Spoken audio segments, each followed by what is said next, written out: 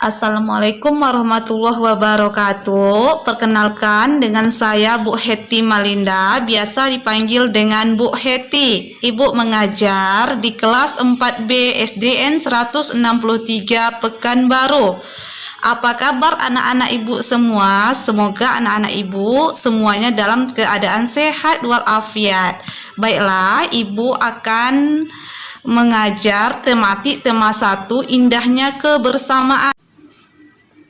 Subtema 1, keberagaman budaya bangsaku, pembelajaran 1. Tujuan pembelajaran kita pada hari ini yang pertama yaitu siswa dapat mengidentifikasikan gagasan pokok dan gagasan pendukung di setiap paragraf dari teks dengan mandiri.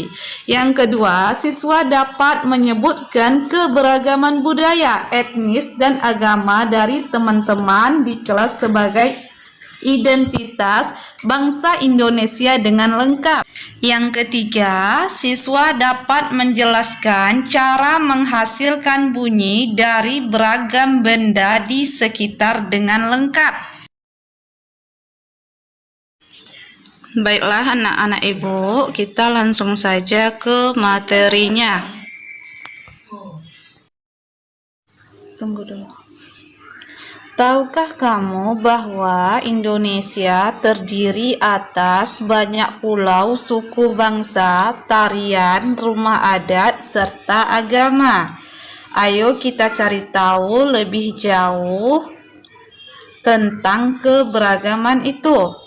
Nah, anak-anak ibu, Indonesia ini sangat kaya akan kebudayaannya, adat, agama, dan tentang pulau-pulau yang ada di Indonesia.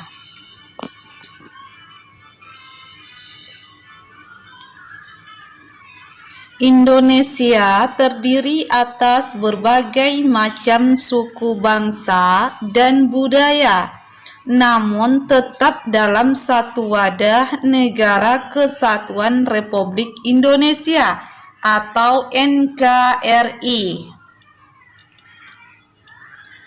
Keberagaman tersebut merupakan anugerah dari Tuhan Yang Maha Esa. Kita wajib mensyukurinya. Berikut adalah bacaan tentang keberagaman budaya Indonesia. Bacalah teks tersebut berikut dalam hati, atau anak-anak ibu boleh mendengarkan, atau anak-anak ibu bisa mendengarkan penjelasan dari yang ibu bacakan. Paragraf pertama dari Pawai Budaya. Pawai budaya sangat menarik bagi warga Kampung Babakan.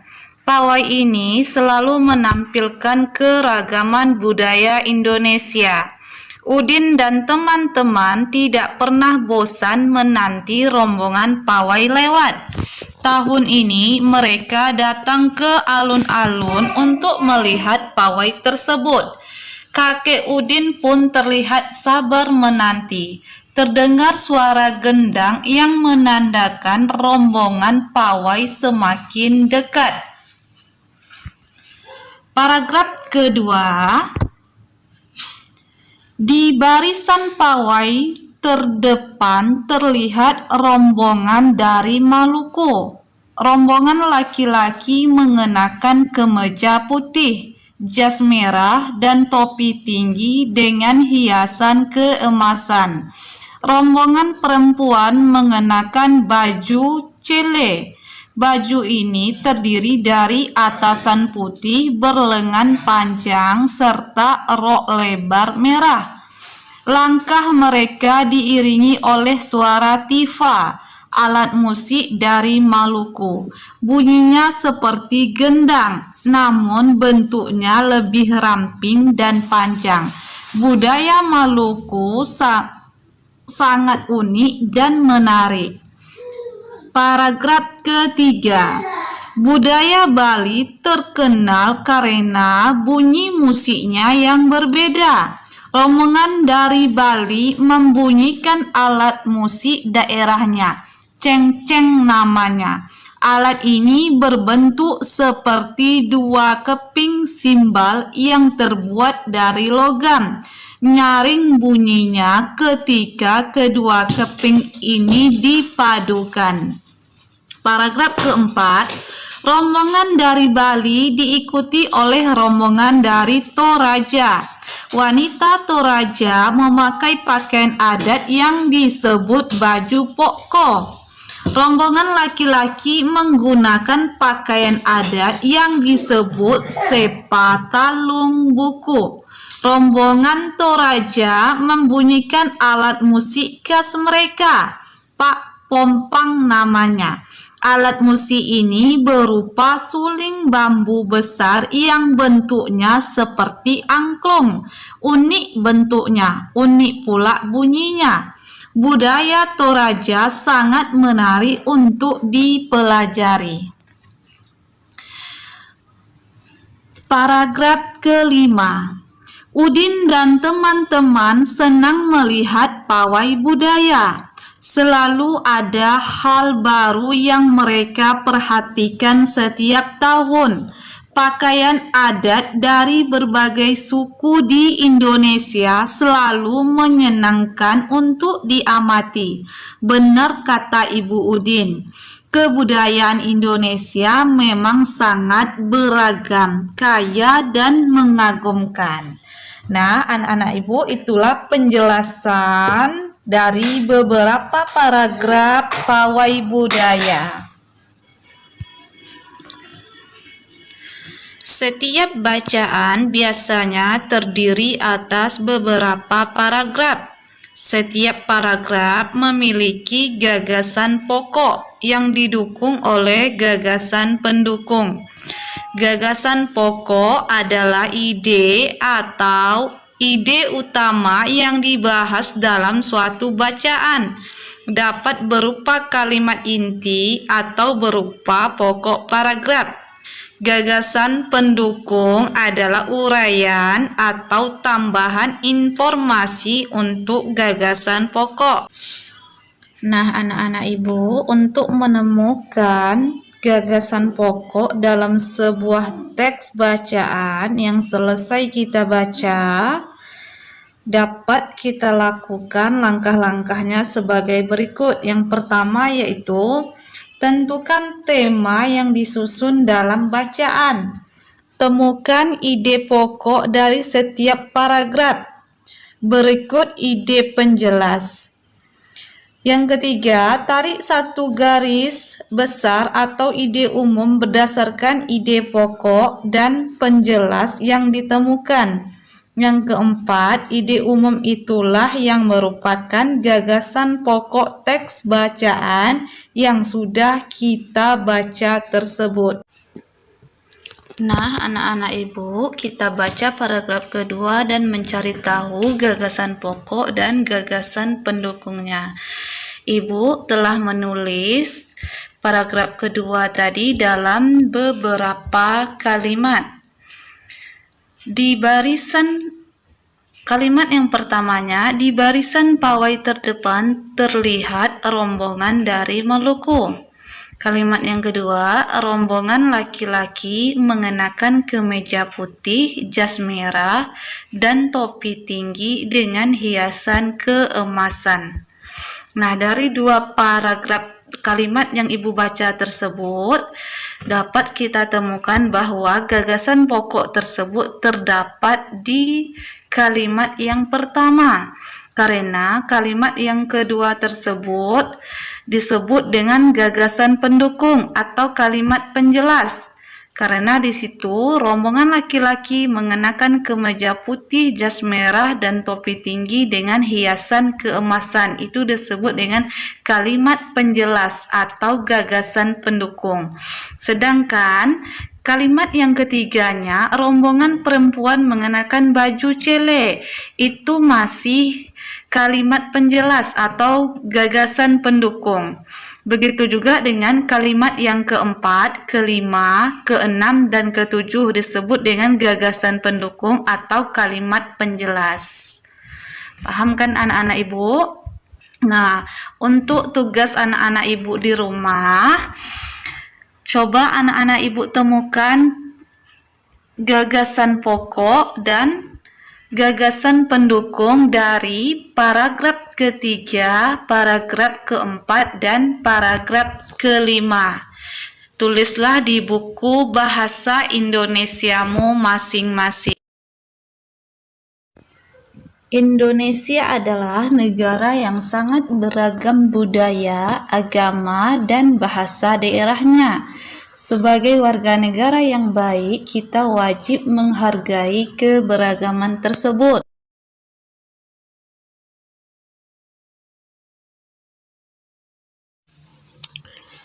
Nah, anak-anak ibu, setelah bahasa Indonesia selesai, kita lanjut materi kita, yaitu PPKN. Anak-anak ibu boleh buka buku temanya halaman 8 dan halaman 9.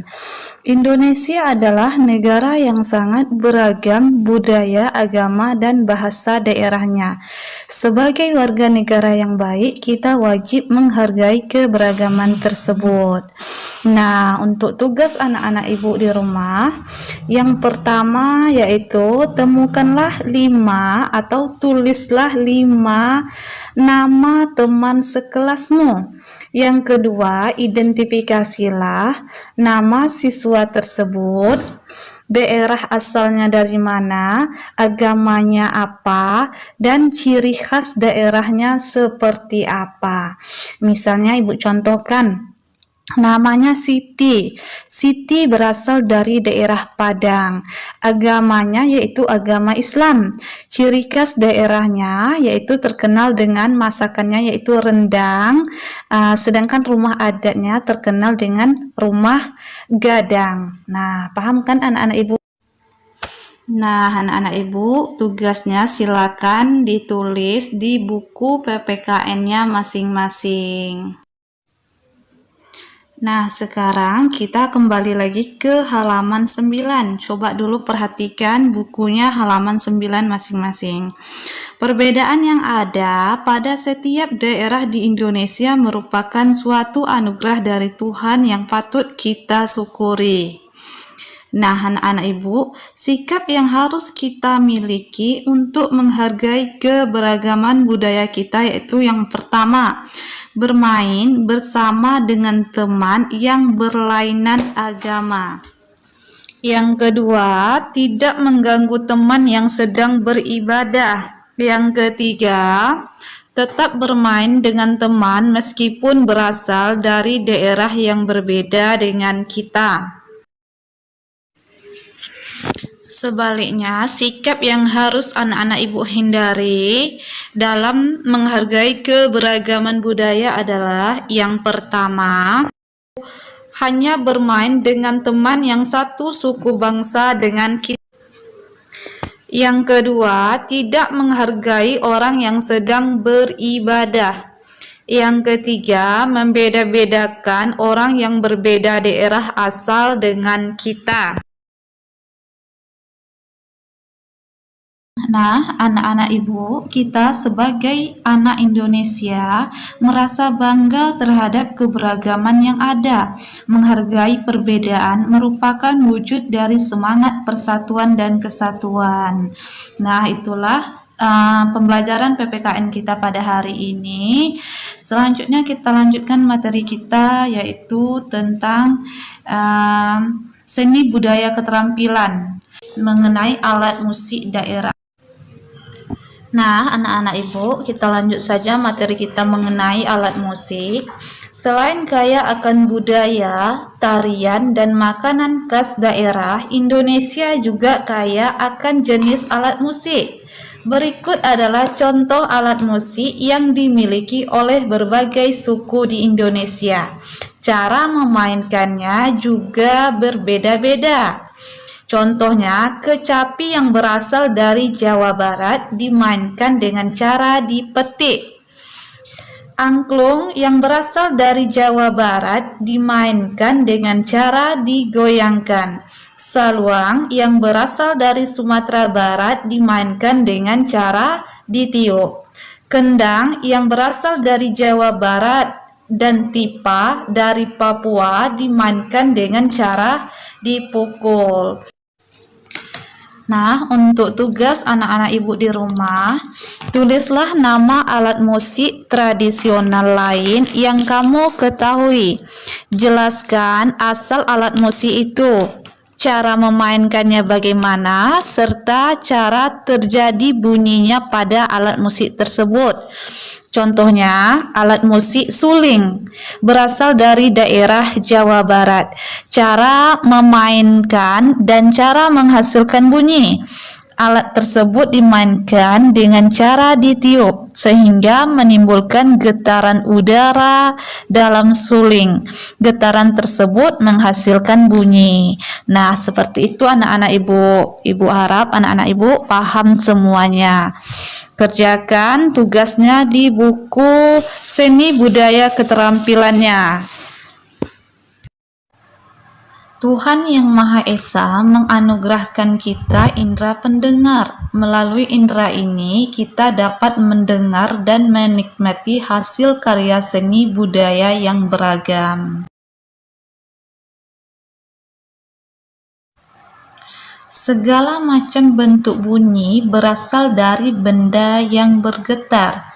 Getaran dari suatu benda akan mengakibatkan udara di sekitarnya bergetar. Getaran tersebut menimbulkan gelombang bunyi di udara. Benda-benda yang bergetar dan menghasilkan bunyi disebut dengan sumber bunyi. Bunyi dapat merambat melalui benda padat, cair, dan gas. Akan tetapi, bunyi tidak dapat merambat pada ruang hampa. Mungkin anak ibu ada yang mau bertanya, apa itu ruang hampa? Ruang hampa adalah ruang yang tidak memiliki udara sama sekali.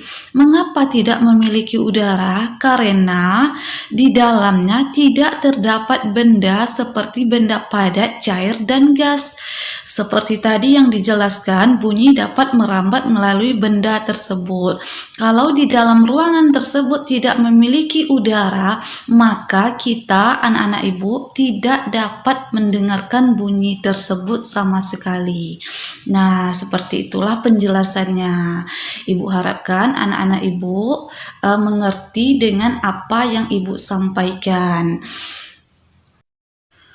Ibu ucapkan terima kasih kepada anak-anak ibu yang telah menonton video ini.